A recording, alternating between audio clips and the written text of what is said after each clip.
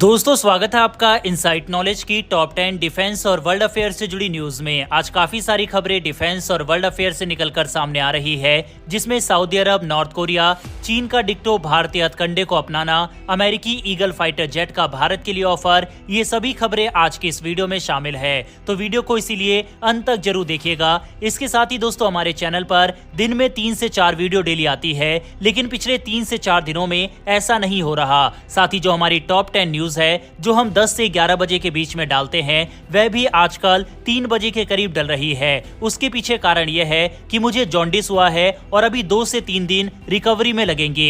इसके बाद normal time पर हमारी वीडियो आना शुरू हो जाएगी। तो चलिए बिना समय गवाए अब स्टार्ट करते हैं इस वीडियो को। और हाँ, अगर आप चैनल पर पहली बार आए हैं तो नीचे दिए गए सब्सक्राइब बटन को प्रेस कर बेल आइकन को दबा लें, जिससे हमारी डेली वीडियो आप तक सबसे पहले पहुंच सके। तो चलिए शुरू करते हैं इस वीडियो को। हमारी पहली खबर डीआरडीओ और एचएएल की तरफ से तेजस मार्क 2 को लेकर सामने आ रही है। दरअसल किसी भी एयरक्राफ्ट को बनाने के लिए उसके सॉफ्टवेयर में काफी ज्यादा समय लगता है। कभी कभी इसको बनाने में महीने और कभी कभी सालों का वक्त लग जाता है। इसको डेवलप करना, इसकी टेस्टिंग करना सबसे ज्यादा मुश्किल भरा काम है।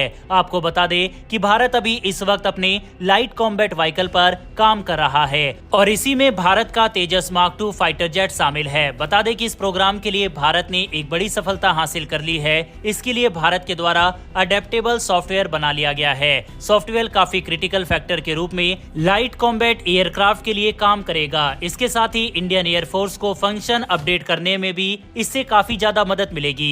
भारत अपने स्वदेशी फाइटर विमान पर काफी काम कर रहा है, जिसमें तेजस मार्क 2 भी शामिल है। बता दें कि इस फाइटर जेट को बनाने की जिम्मेदारी डीआरडीओ के पास है और इसमें लगातार बड़ी अपडेट भी सामने आ रही है। भारत के इस फ्यूचरिस्टिक एयरक्राफ्ट के लिए कमेंट बॉक्स में एक जय हिंद जरूर लिखिएगा। बढ़ते हमारी दूसरी खबर की तरफ, जो कि चाइना से सामने आ रही है। भारत में पिछले कुछ सालों में एक दौर आया जहां कई गांवों के, कई शहरों के, कई स्थानों के नाम बदले गए थे, लेकिन अब भारत वाले हथकंडे को ही चीनी सरकार ने अपने देश में लागू कर दिया है। रिपोर्ट के मुताबिक चीन ने उगर मुसलमानों से जुड़े 630 गांवों और कस्बों के नाम बदले हैं। चीन ने गांवों के नाम के साथ कई मस्जिदों, ऐतिहासिक और कल्चर वाले गांवों के नाम भी बदल डाले हैं। इन सब के नाम चीन की सत्ता पर बैठी कम्युनिस्ट पार्टी की विचारधारा से मिलने वाले नाम पर रखा गया है। रिपोर्ट के मुताबिक चीन ने 2017 से 2019 के बीच ज्यादातर नाम बदले थे। चीन ने होजा, हनीका, सुल्तान, बेगा और मजार जैसे नामों को हटा दिया है। चीन में अब एक भी ऐसा नाम नहीं है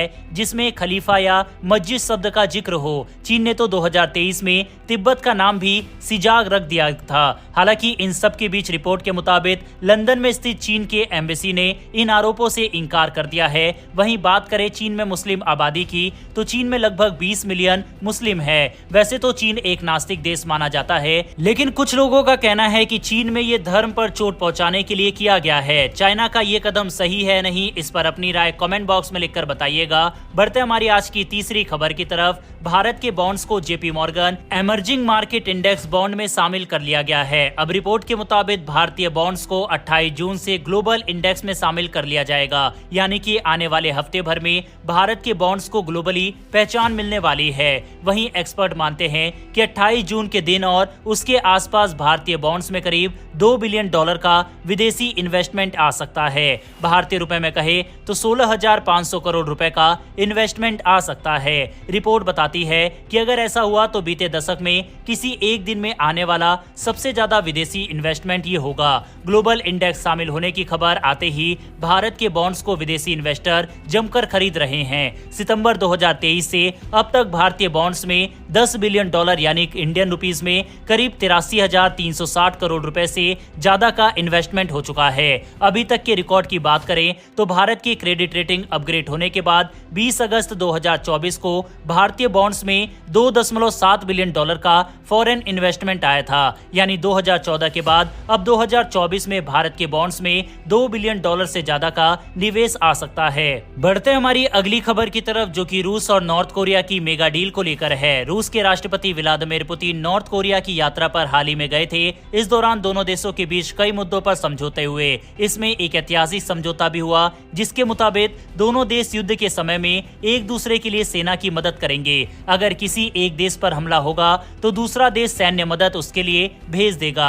इसमें हथियारों की मदद के साथ अन्य मदद भी शामिल है। उत्तर कोरिया के नेता किम जोंग उन ने यूक्रेन के खिलाफ युद्ध में भी रूस को मदद करने की बात कही है। किम जोंग उन ने कहा है कि दोनों देश अमेरिका और उसके सहयोगी देशों के खिलाफ भी लड़ने के लिए और दुनिया में अपने प्रभाव कायम रखने के लिए दोनों देश एक दूसरे की मदद करेंगे। अब इस समझौते के बाद अमेरिका को डर सताने लगा है। अमेरिका का कहना है कि नॉर्थ कोरिया यूक्रेन के खिलाफ हथियारों और मिसाइल प्रोग्राम को तेजी से बढ़ा सकता है।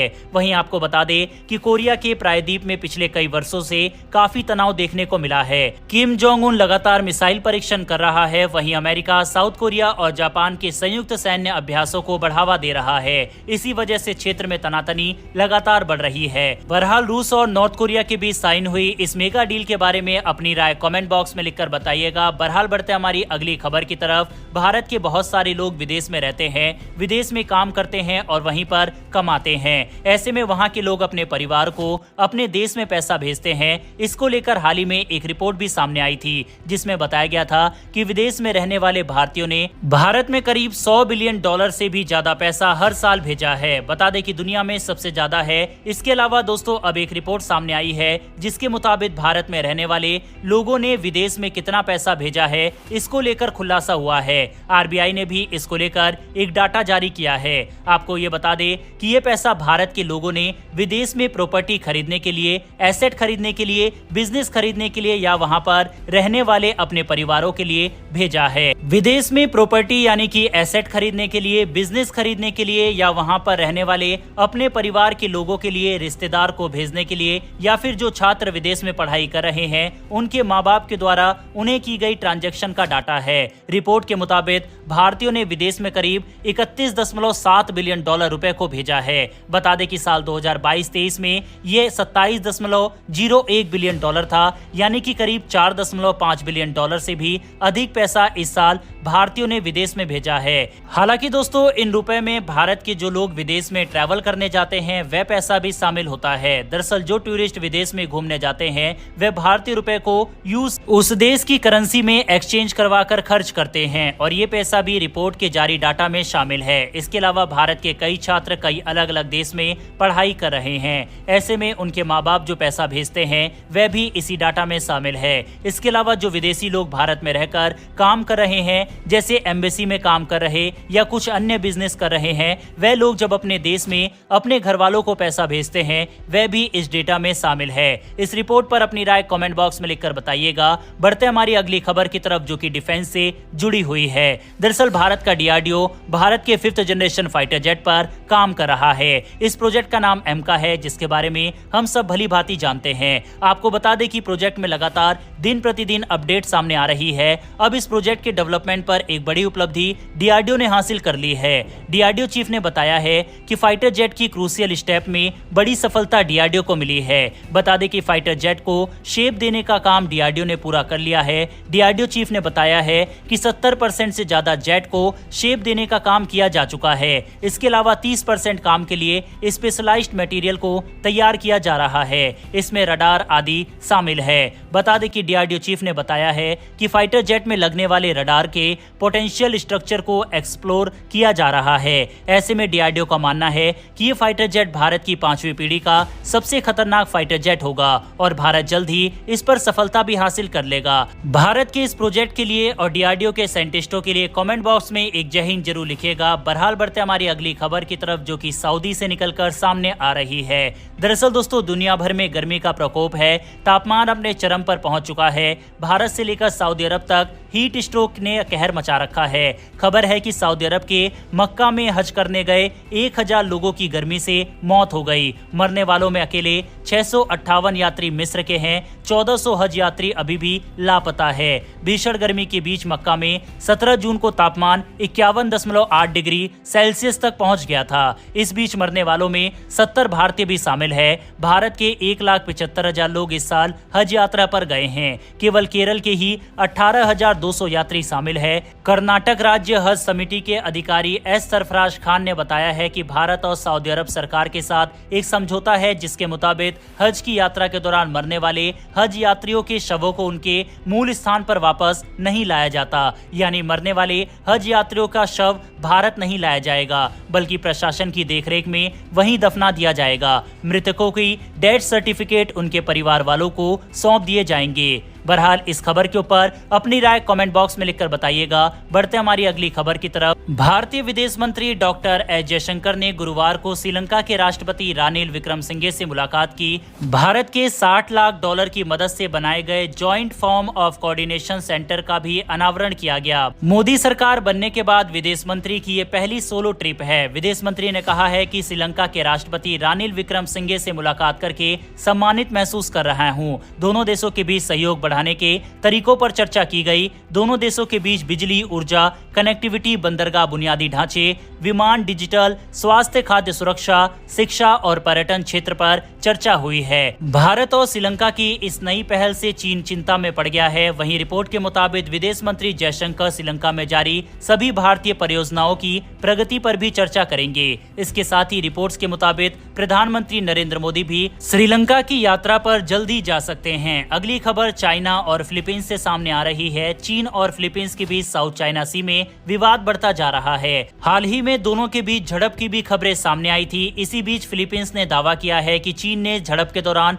कुल्हाड़ी और कई धार वाले हथियारों से हमला किया था। फिलीपींस की सेना ने गुरुवार को इसका वीडियो भी जारी किया। फिलीपींस के जनरल रोमियो ब्राउनर ने कहा कि चीन ने तलवारों, भालों और चाकू के साथ कई हथियारों का प्रयोग किया। इस पूरी घटना में फिलीपींस के सैनिक का अंगूठा भी कटने की बात जनरल ने कही है। उन्होंने आरोप लगाया है कि चीनी जहाजों ने टक्कर मारी और फिर फिलीपींस की बोट से हथियार भी चुरा लिए गए। वीडियो में दिख रहा है कि चीन फिलीपींस की बोट को कैप्चर करने की कोशिश कर रहे हैं। फिलीपींस ने चीन से चोरी किए सामानों को वापस देने की मांग की है। साथ ही हमले में हुए नुकसान की पूरी भरपाई करने की भी मांग की है। साफ है दोस्तों, इस समय चीन और फिलीपींस के बीच लगातार माहौल गर्माता जा रहा है। बहरहाल बढ़ते हमारी अगली खबर की तरफ, जो कि आज की आखिरी खबर है। यह खबर अमेरिका के F-15EX को लेकर आ रही है, जो कि एयर एक्सरसाइज में भाग लेगा। दरअसल आपको बता दें कि एयर एक्सरसाइज के दौरान दुनिया भर के देश के बड़े बड़े जेट शामिल होंगे। इसी में अमेरिका के एयरफोर्स के जेट भी शामिल होंगे, जिनमें F-15EX ईगल भी शामिल होगा। बता दें कि इसकी पावर भी एयर एक्सरसाइज को दौरान देखने को मिलेगी। ये इसलिए भी खास है क्योंकि F-15 बनाने वाली कंपनी बोइंग ने F-15EX की टेक्नोलॉजी को भारत को देने के लिए भी एक बड़ा ऑफर दिया है। कंपनी का कहना है 114 MRFA टेंडर के जरिए भारत को इसकी पूरी तकनीक ट्रांसफर की जाएगी। इसके अलावा दोस्तों आपको ये भी बता दें कि इंडियन एयरफोर्स के पास इस एक्सरसाइज के दौरान मौका होगा कि इस ईगल इंजन की पावर को देखा जाए। इसके अलावा लो रेंज प्रिसीजन, हवा से हवा में स्ट्राइक करने की इसकी कैपेबिलिटी एयरफोर्स देख पाएगी। इसके अलावा रिपोर्ट्स बताती है कि ये काफी ज्यादा एडवांस है। वहीं F-15EX में इलेक्ट्रॉनिक वारफेयर सूट के साथ साथ रडार सिस्टम को भी काफी एडवांस किया गया है। इसके साथ ही इसके फ्यूल टैंक को भी बढ़ाया गया है। बताया जा रहा है कि इस एडवांस सिस्टम के जरिए इसकी पेलोड कैपेसिटी इसके पुराने वर्जन से करीब 28% ज्यादा हो जाती है। हालांकि F-15EX में पुराने F-15 वर्जन के करीब 70% पार्ट्स लगे हुए हैं, लेकिन फिर भी ये पुराने वाले से काफी ज्यादा एडवांस फाइटर जेट माने जाते हैं। अब ऐसे में एयरफोर्स के लिए क्या भारत को राफेल की जगह F-15EX को चूज करना चाहिए या फिर नहीं, इस पर अपनी राय कमेंट बॉक्स में लिखकर बताइएगा। बहरहाल इस वीडियो में इतना ही। अगर आपने इस वीडियो को यहाँ तक देखा है तो वीडियो को लाइक करके हमारी आने वाली डेली ऐसी वीडियो के लिए चैनल को सब्सक्राइब कर बेल नोटिफिकेशन अवश्य दबा लें। फिर मिलेंगे ऐसी एक नई वीडियो के साथ। धन्यवाद। जय हिंद।